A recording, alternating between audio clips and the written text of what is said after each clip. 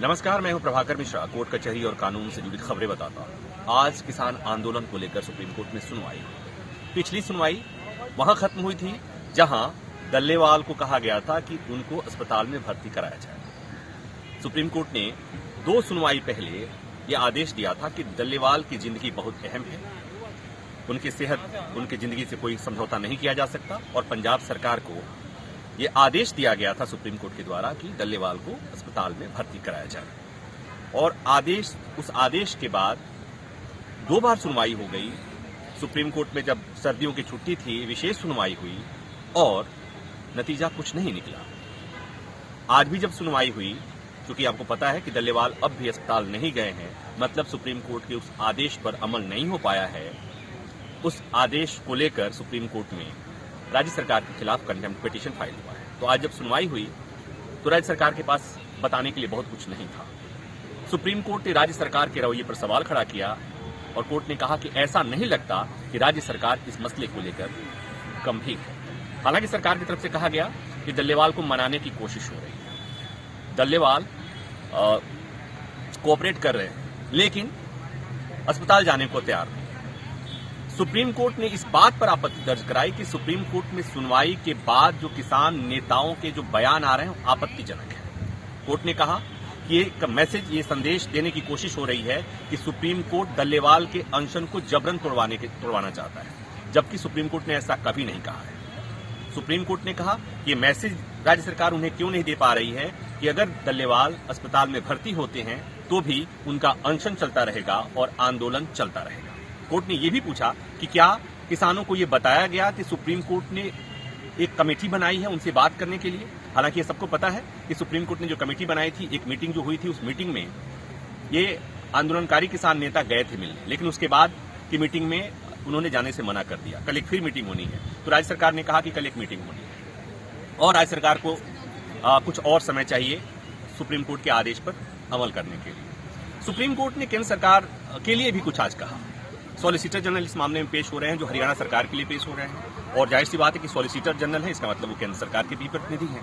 तो कोर्ट ने कहा कि इस मामले में केंद्र सरकार कोई बयान क्यों नहीं दे रही है। ये सबको पता है कि मामला एमएसपी गारंटी कानून को लेकर है और एमएसपी गारंटी कानून केंद्र सरकार को देना है। तो केंद्र सरकार की तरफ से अगर सॉलिसिटर जनरल वहां पर खड़े हैं, भले ही वो हरियाणा सरकार की तरफ से पेश हो रहे हों, तो कोर्ट ने कहा कि इस मामले में केंद्र सरकार को बयान देना चाहिए, उसका भी कोई स्टैंड आना चाहिए।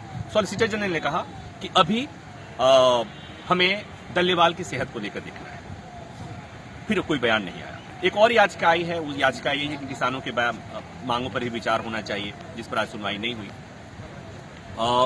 लेकिन महत्वपूर्ण जो बात हुई वो ये कि सुप्रीम कोर्ट ये बताने की कोशिश आज कर रहा था कि किसानों के मन में जो ये बात बैठ गई है या बैठाने की कोशिश हो रही है कि सुप्रीम कोर्ट डल्लेवाल के अनशन को तोड़ने के लिए राज्य सरकार को फ्री हैंड दे रहा है या राज्य सरकार को कह रहा है कि डल्लेवाल के अनशन को तोड़वा दिया जाए। कोर्ट ने कहा कि हम ऐसा नहीं चाहते। डल्लेवाल किसान नेता हैं, वो अराजनीतिक आदमी हैं, उनका किसी राजनीतिक पार्टी से कोई वो नहीं है, संबंध नहीं है। पहले ही कोर्ट कह चुका है कि डल्लेवाल की जिंदगी बहुत महत्वपूर्ण है, डल्लेवाल किसानों के नेता हैं, किसानों के हितों के लिए लड़ रहे हैं, एक फौज के लिए लड़ रहे हैं, तो उनकी जिंदगी काफी अहम है। तो ये तमाम बातें आज हुई, कोई आदेश नहीं। अगली सुनवाई सोमवार के लिए तय कर दी। अब महत्वपूर्ण बात समझिए, कल एक और मीटिंग है, 3 तारीख को मीटिंग हुई है। 3 तारीख की मीटिंग जो सुप्रीम कोर्ट ने कमेटी बनाई थी इस आंदोलन को लेकर के, तो कल मीटिंग होनी है। उस मीटिंग में किसान नेता जाने को तैयार नहीं।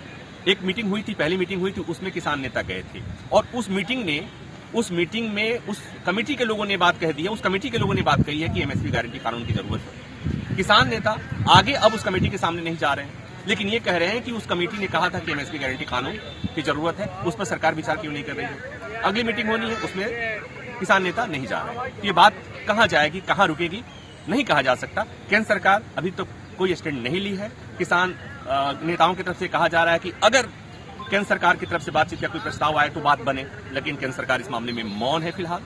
राज्य सरकार, पंजाब सरकार की, चूंकि आंदोलन पंजाब सरकार की सीमा में है, तो पंजाब सरकार सांसद में। हालांकि कई बार ऐसा लगा सुप्रीम कोर्ट में सुनवाई के दौरान कि कोर्ट ने इशारों में कह दिया कि ये पूरा आंदोलन जो है और अभी जो स्थिति है उसके पीछे कहीं न कहीं पंजाब सरकार है।